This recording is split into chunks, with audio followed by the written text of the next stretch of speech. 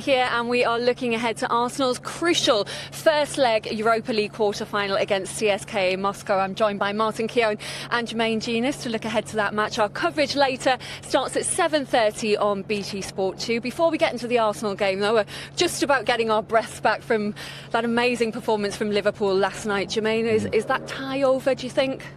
I definitely don't think it's over. I mean, I only got to watch parts of it today. I was away in Barcelona doing the Barcelona-Roma game, but obviously kept a close eye on the game. And look, you wouldn't put it past Pep and Manchester City to put a plan together to to really put the pressure on Liverpool when they get to the Etihad.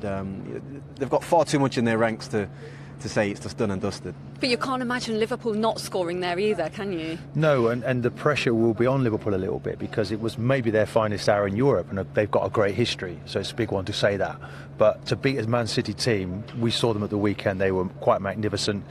People were talking about them as being one of the all-time greatest teams we've seen in the Premier League. Well, that was ripped up last night, but it could be Liverpool's biggest ever disappointment in the next leg, because that's what City are capable of. Anybody can win that game. It's like two heavyweight boxers. Whoever throws first knocks their opponent out, and they were knocked out last night, City. Serious question mark defensively. But Liverpool thought Jurgen Klopp, his tactics, Milner in midfield with Henderson, Oxlade-Chamberlain was unrecognisable in the way that he played. So massive advert for the Premier League, by the way. Martin, that improvement in him, because it's been a huge difference, hasn't it? I don't think it's been a perfect transition going to Liverpool. I think Jurgen Klopp's very demanding. He's already said to him he wants him to shoot more often. He scored 2 goals and they've both been against Man City, which is not bad. But, he'll want him to do more of that. He knows his role now within that team. He sits either side of a deep-lying midfield player. He can break into the channel with that great pace that we know he has, and he's prepared to shoot from distance. And he's got a point to prove, but he's not a regular yet. And I think that was it was a good situation for Jurgen Klopp last night to have him in that kind of mood. Is that the sort of performance that will make him a starter for England at the World Cup? I think so. I think he's slotting in perfectly in terms of what Liverpool need and what England need. He kind of plays both roles. If you want a combative type central midfield player, they've got the likes of Milner in there. If they want to add that little bit of creativity, they can chuck in Wijnaldum, and Alex does both. He can be gritty, he can be strong in the tackle, he can work box to box, he can get you a goal, he can defend well. And I think that's something that Gareth Southgate has to have a real look at. I think the best thing for him now, what's happened to him, is he's settled. When I think about his time here, left wing back, right wing back, centre midfield, off the front, he was all over the place.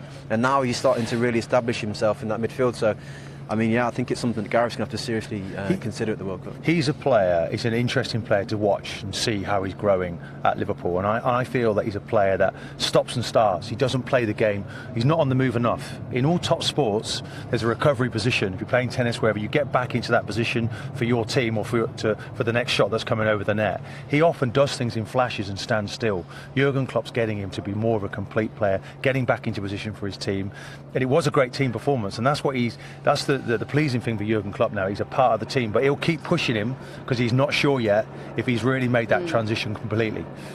Well, if you want to catch up with highlights from that game last night, Liverpool well in the driving seat, you can catch up with a very special no-filter documentary. It's called Inside the Anfield Roar, and that's available on our YouTube channel and also at BT Sport Football as well. We're live, though, on Facebook, on Twitter and Periscope right now. So if you've got any questions for Jermaine or Martin, you can send them in. This is, of course, ahead of Arsenal's crucial first leg quarter-final against CSKA Moscow tonight. Martin, is it a good or bad draw for Arsenal, this?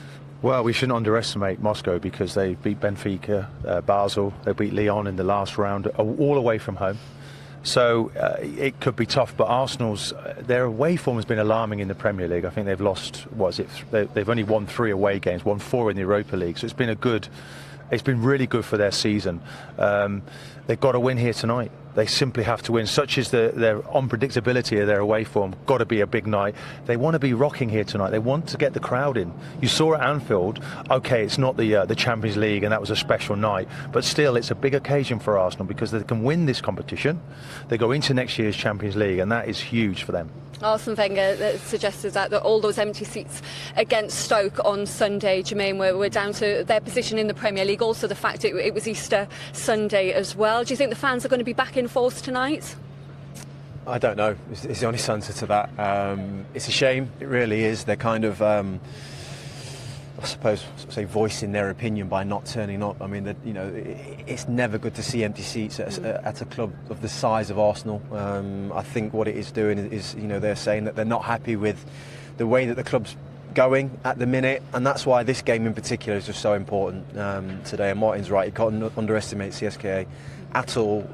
Their whole season and hopes, and Arsene Wenger's, by the way, I think rest on this tie, and they need a convincing victory, I think, today. It's a pressurised game, and I think they need a real good victory to take away. Jermaine, we're stood here now, the sun's out, it looks beautiful, doesn't it? Yeah. Smell of freshly cut grass. And it's that sort of time of year where the pots are coming out, the trophies are coming out, and you realise, don't you, that you've got to grab something. Yeah, you've got to grab something in your season. It might be that it comes to that time of year where people can see a bit of light at the end of the tunnel, that Arsenal start to play the football that we know is in there, but it hasn't really come out. At home, yes, but it's away from home. The Premier League, I've rarely can I remember a league where it was so poor away from home. It's been absolutely shocking. And you look at the characteristics in a player that wins games away from home, that togetherness, that character, that personality, is that missing? It has to have been missing. And Wenger's got to find all of that now in these remaining games of the season. And it starts today. He has to get that result. Whatever way he does it, he must go in with a nice cushion for the second leg. Yeah, such a tough trip next week. Scott Briggs has sent a question in, Martin. He says, if Arsenal finish 6th and win the Europa League, could that be considered a successful season? I'd take that now. If Arsenal can win the Europa League and finish 6th, yes, let's start again next season.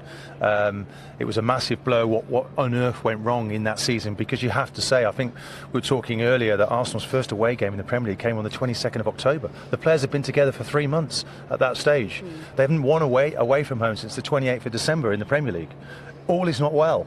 But Wenger's got to sort of convince the players now, a bit of amnesia, forget what's gone before, and start to turn up now and gel and become a team. They have won their last 4 in a row coming into this game, Jermaine. They've got a good track record recently of finishing seasons strongly. Do you think they're gearing up for another grandstand finish?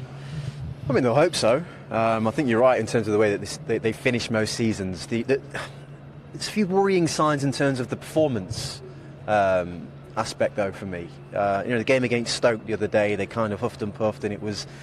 I look at the players and I think, they're trying. They really are. The effort levels are there. They're giving 100%.